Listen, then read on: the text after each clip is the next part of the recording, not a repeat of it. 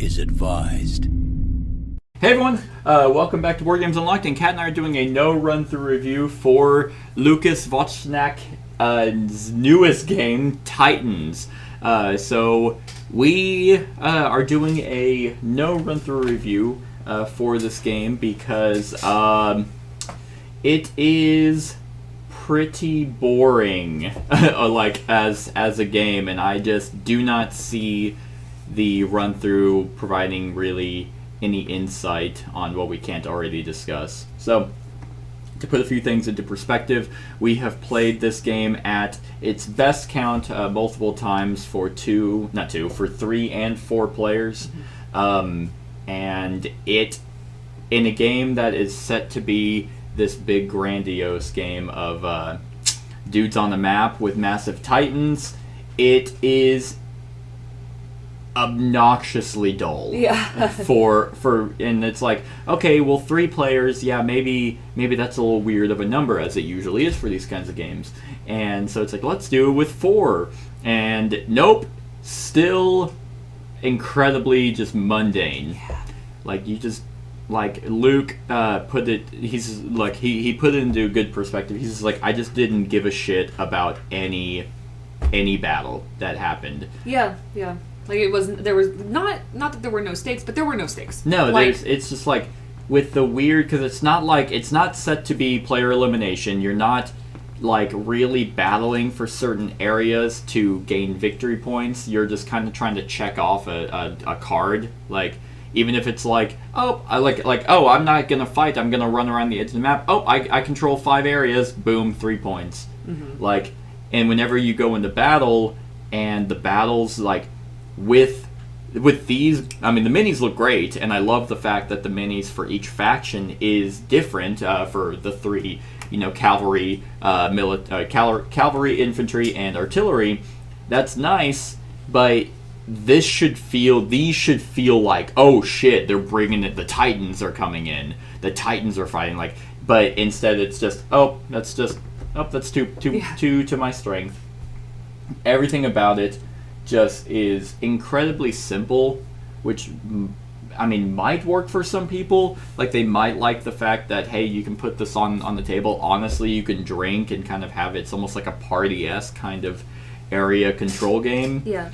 But which I guess if you don't want to get into like the heavier, more complex kind of styles of this game, then yeah, that might work for you. Mm-hmm. But for us, it was just like, it's like the game's okay, but there's no meat to it. Like, is that it?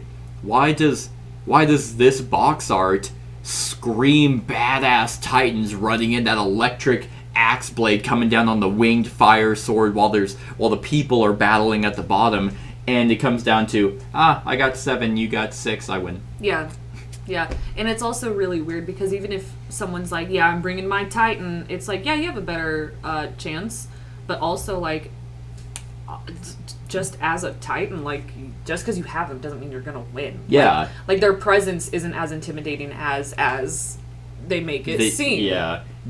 With the Titan, it's like, yeah, it's going to be a guaranteed hit, but the cavalry, the cavalry, artillery are also at least a hit. Yeah. In fact, like, you have a 50-50 chance of rolling the same amount with your Titan as you do with cavalry. Yeah. Like, cavalry will hit on a max of a 2. Your Titan will also, 3 out of, or 50-50 will also roll a 2.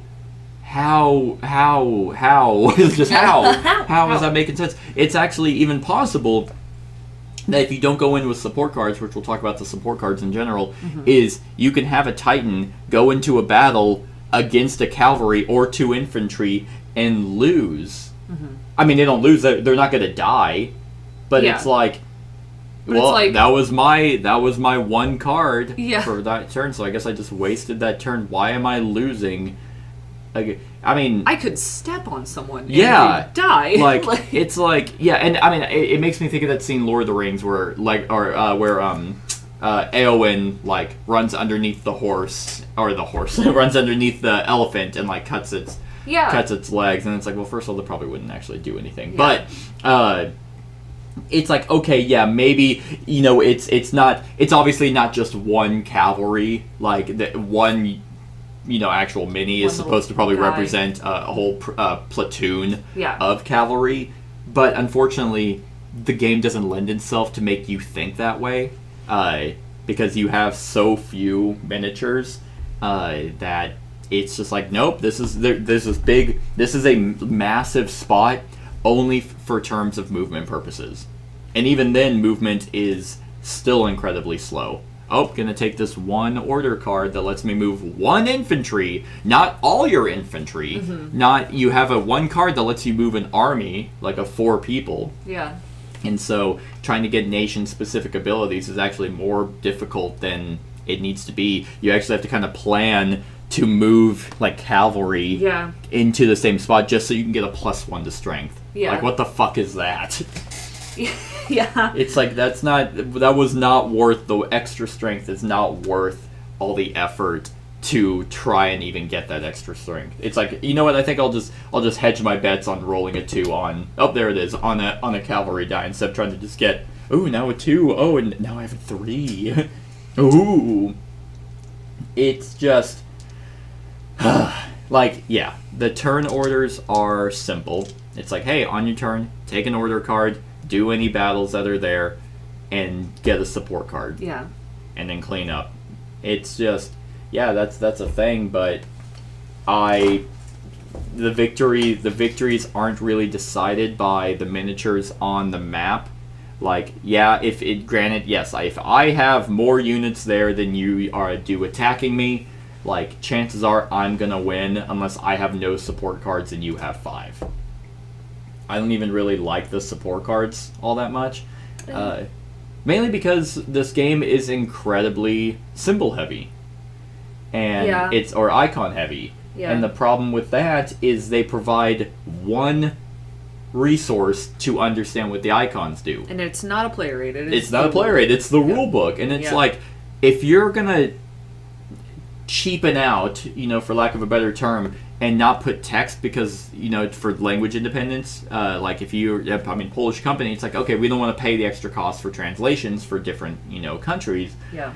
Then make it easier on your players to actually have their own, oh, I'm playing the Tsardom of Russia, here's my player aid for their nation cards. Yeah. Or just real quick, like we had like the ratio to dice. Yeah. There's nothing wrong with making the board just a little bit longer with a little bit more text. Yeah, your basic, order card. Yeah. I mean, that's pretty straightforward, but it's like, I don't know, because you have to sit there, and especially if you're learning the game, it's like, okay, hey, now everyone, for setup, draw 3 of your nation cards and pick one. Oh, well, hold on, now I have to slow the game down and tell all 4 people, by the way, what cards do you have? Yeah. That's what that does. That's what that does. That's what that does. And then it's like, well, you can look at the top card of your nation deck at any time. Yeah, but you're not gonna, because then you're gonna have to be fighting for the rulebook. Yeah. It's the same thing that really pissed me off whenever we talked about Kemet all those years ago, where they had those tiles, those player power tiles, and one player aid. Now, the new edition of Kemet, everyone has that. And I'm like, I'd hope so, 10 years later that they fucking learned. But that's like board gaming 101. Yeah. If you're going to do icons, give everyone the ability to know what they do so they can plan ahead on their turn. Especially if you want this game to be so simple. Yeah. And, hey, it's a dudes on a map game in an hour. Yeah. Great. Make it play like an hour instead of being like, oh, I know what my cards do. Okay, hey, Kat, it's your turn. Oh, now we have to slow down because you don't want to you don't want to take a support card, or you don't want to initiate a battle because you don't know what your cards do. Like, you would not take a trip to France with a group, and only one person has a language dictionary, like to translate, like, and then you separate. Yeah, yeah. You would want to give everyone the opportunity because we all want to know what's going on. Yeah, and similar to their other game, Valhalla, which, I mean, and here's the thing, this game and Valhalla, for that matter, they're not horrible games. I'm not, like, pissed off that I've played this. I've been, that I have been with other games. It's just, this is just so meh that if someone asked me to play, I'd be like, I'd probably, nah. What? Yeah, I'd probably be like, nah. I mean, just because Like, you'd probably be like, oh, if you like that, do you have anything what about else? this? Yeah. Do you, like, I can give you, like, 10 other area control games that are better than that, and they're not, I mean, they actually have text on their cards that tells you what they do. And so it's like, okay, the first time we played it was the 3-player game, and I was like, you know what, let's just do the basic version. And usually, in my opinion, if a game has a basic version, that's the very dumbed-down version, and it's like, well, the real game is actually the advanced version. So I was like, all right, fine. So we played a few games of the advanced, and I was like, oh, nope, still not better. Like, so the advanced version adds energy, which allows you to, swap cards on the order deck because there's no first player turn rotation. Yeah. And it's like, okay, so that gives you, I guess, a few more options if you really wanted a army card to swap it with something that's there, but it's like you better hope that it's there whenever it's your turn to go. So that's absolutely mediocre. That is just shit game design for it to kind of come down to, well, I guess I'm stuck with this one. Yeah. Like, cool. It's like, it's not that you planned or maneuvered better than me, you then out-program me in what you're going to do. I'm just stuck with this card. And, and on top of that, we're rolling the same amount of dice, but you just happen to roll a little bit better than me. Look at that. Yeah. So the energy, you gain that, and it also lets you have some unique Titan abilities. But going off the nations with Titan abilities, the nation abilities, and the nation cards, they all feel the fucking same.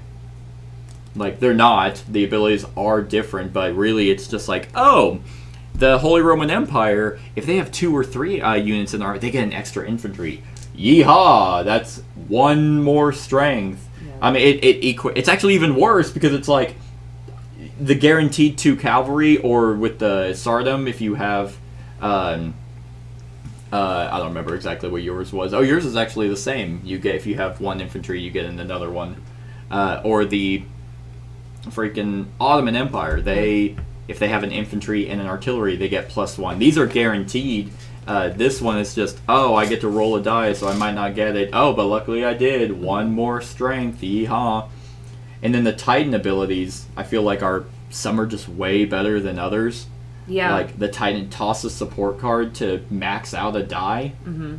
Okay, well, yeah, now you're guaranteed to get your 4. Yeah, like, I think I might have used mine once, but I can't remember. It just lets you, lets you re-roll a die, yeah, and it's like, that's still based off chance. And then the Ottoman Empire is like, hey, the attacker will get to go first, and you go second. It's like, who cares? I guess. Like, I guess that determines if I have to play a bunch of support cards to try and beat out their number. But it becomes an arbitrary fucking battle, because it's like, oh, hey, you rolled 10, I rolled 5. Oh, man, that's a difference of 5. I'm going to lose 2 units, and you'll get 4 points. All right, I'll play this one that gets, so now it makes it a difference of 4. I still lose, but you only get 2 points. Yeah.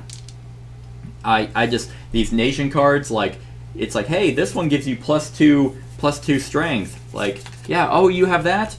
Yeah, I do too.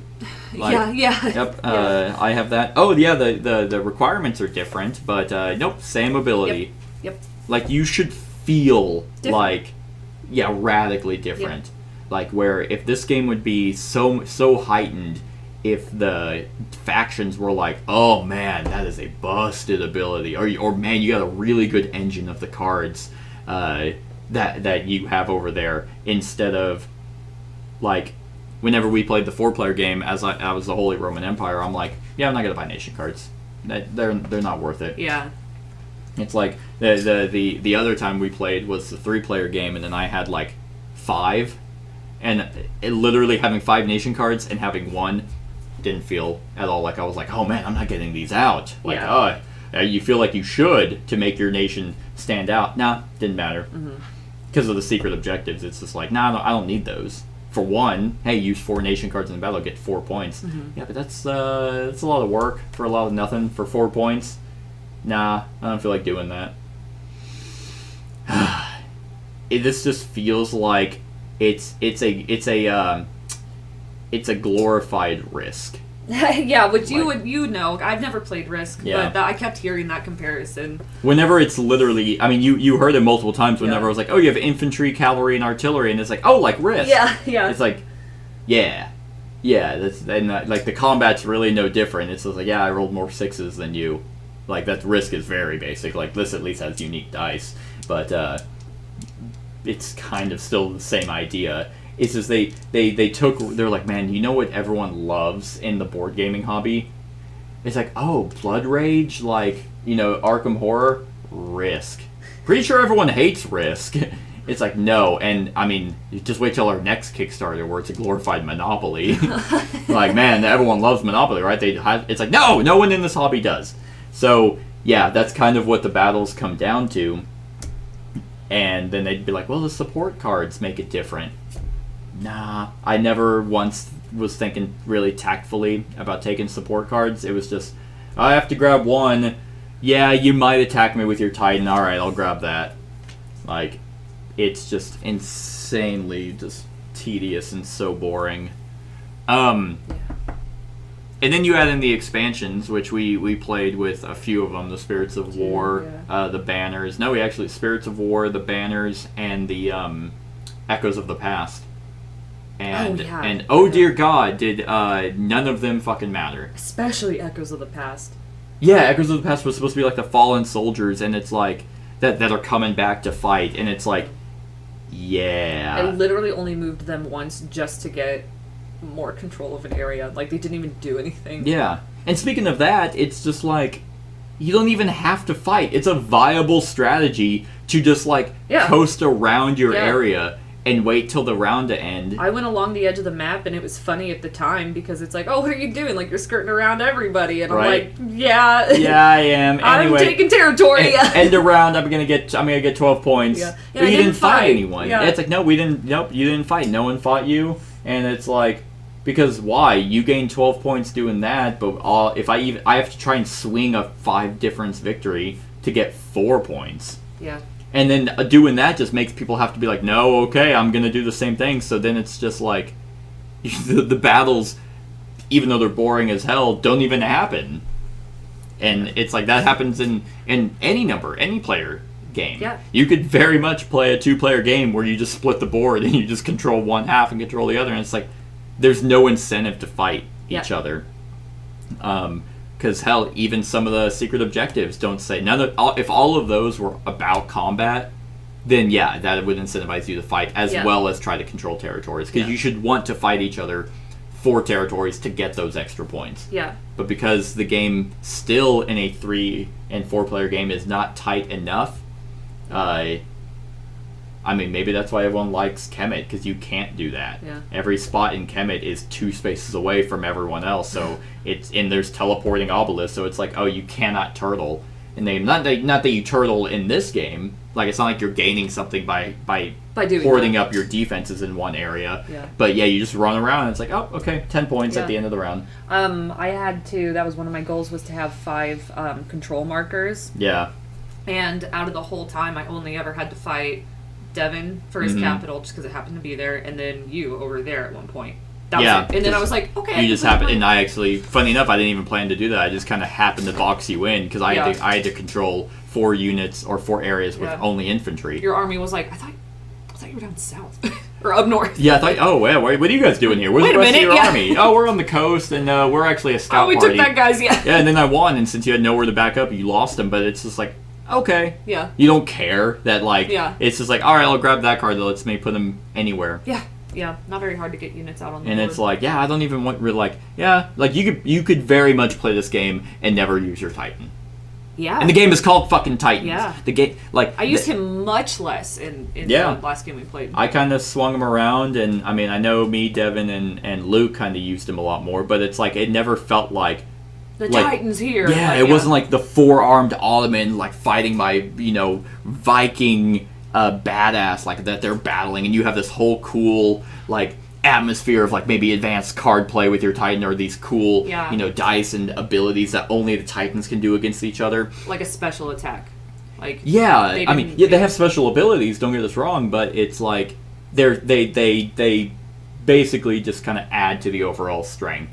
The fact that every combat just kind of comes down to you're ticking up a track, and it just becomes math, is so disappointing. Yeah. Because I mean, one thing I don't know if we mentioned was the art of the board, or the cover, and the art on the cards, on the map, on the support cards, on the player boards is all beautiful.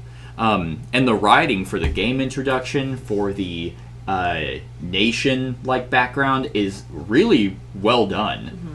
So it's not that they didn't have an idea of theme, but this could have been anything.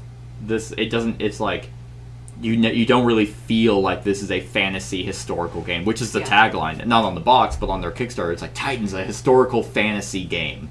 And it's like, I guess he is not wrong. Yeah, they are not wrong. This is a map of what it used to look like. Yes, this is a historical faction that once survived. This is a fantasy thing with the Titan. But that's where they ended in their game design. But it's just like it's a buzzword because they want to catch that attention. They want to catch those taglines. Yeah, so they want to have this beautiful artwork that it's like, oh, holy shit, who's that guy with the winged? Like, who are they? What can they fly? Can they teleport across the map? No, they can move one space like everyone else. Yeah, and it's not like like in Blood Rage, for example, where you start off the same, like every clan starts off the same, and you build a different engine, or Rising Sun, where everyone starts off with a faction ability that gives them advantage in one area that other people cannot get. Mm-hmm. It's like they just totally dropped the ball on this game. It's an extremely simple Euro with a very bland game design. And I mean, like we said with the expansions, Spirits of War, the new support cards, who gives a shit? Like, they give you an extra die if you happen to, get one, and then if you roll the fire, you're like, oh, yeah, okay, yeah, I guess I didn't actually want the fire ability. I wanted the 4. Mm-hmm. Like, the Spirits of War can do as much damage as your Titan, and it's like, that's fucking stupid. So that whole unique deck of support cards sucks. The energy sucks. The Echoes of the Past was really fucking lame. Like, it's just okay. That's some different troops that they can also miss. They're just a little stronger infantry, and they die, but they can come back. Yippee! The banners are just there. They're another thing to be like, oh, if you win in an area there, you get 2 additional victory points.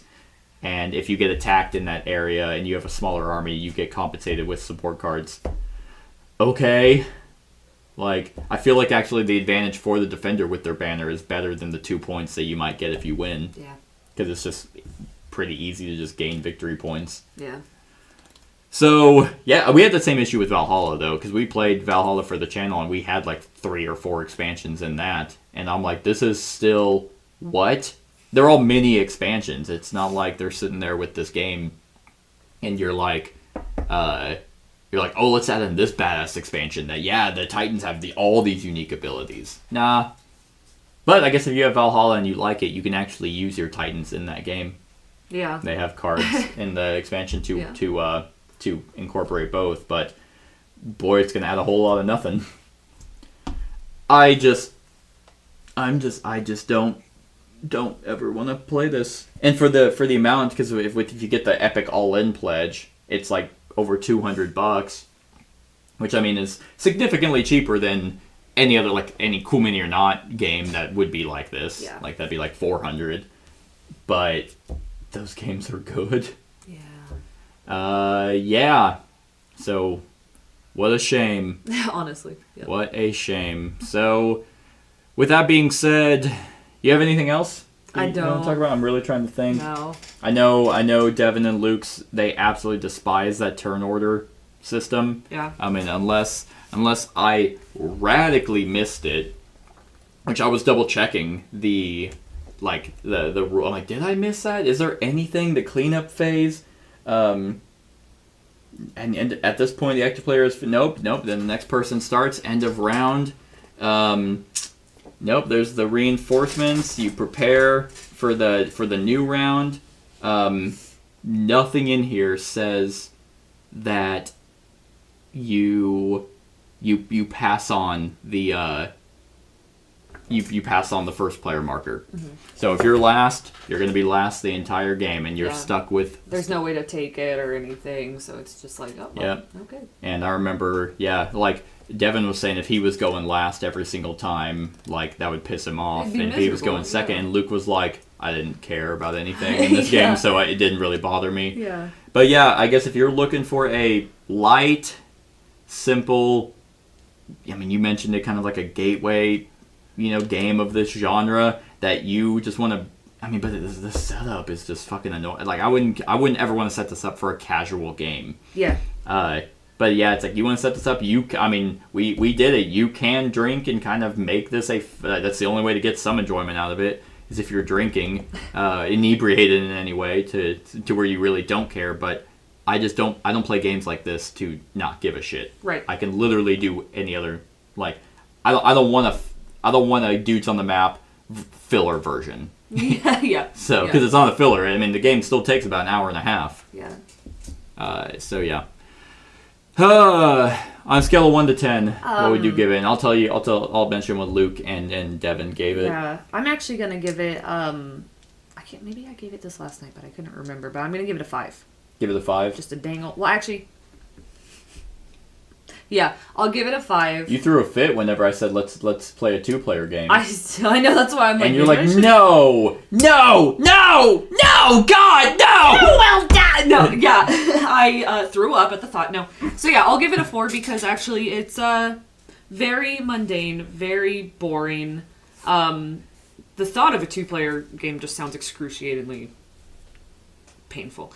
3-player was boring. 4-player boring. Yeah, you would think, oh man, more people. That means it's gonna be you're gonna be more fighting a lot. Yeah, there was a lot more fighting.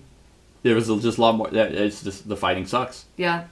So I'll keep it at a 4. Keep it at a 4. Yep, that feels right. Luke gave it a 4 as well. He said that his reasoning was when he plays games, he wants to have fun and give a shit about things that are happening, and he just didn't here. And Devin gave it a 6. He was a little lighter on this one, but also we were drinking at the time, so I think he also just didn't want to purposely be mean because he was like, I don't want to be aggressive about it. Like, right. I mean, yeah, it's like I'm not sitting here like mad that the game's bad for us, but I think I'll give it a 5 still. Like it is painfully average. But usually I reserve games for lower if I actually get like an emotional reaction. If I'm just like, fuck this. And this game doesn't do that.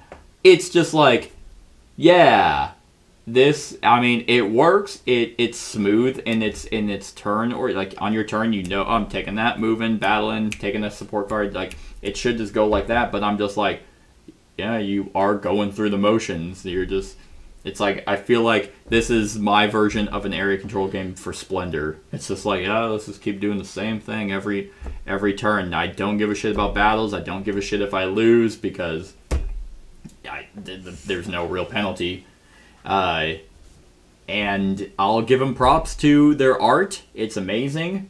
And I'll give them props to their writing. What little there is of it, it's like, it's really good. So I'll bump it up and just keep it at a flat average, at a flat 5. Yeah. So that's our thoughts on Titans. Let us know what you think of the game in the comments below. Other than that, like, comment, share, and subscribe, and have a wonderful whatever time of day it is for you.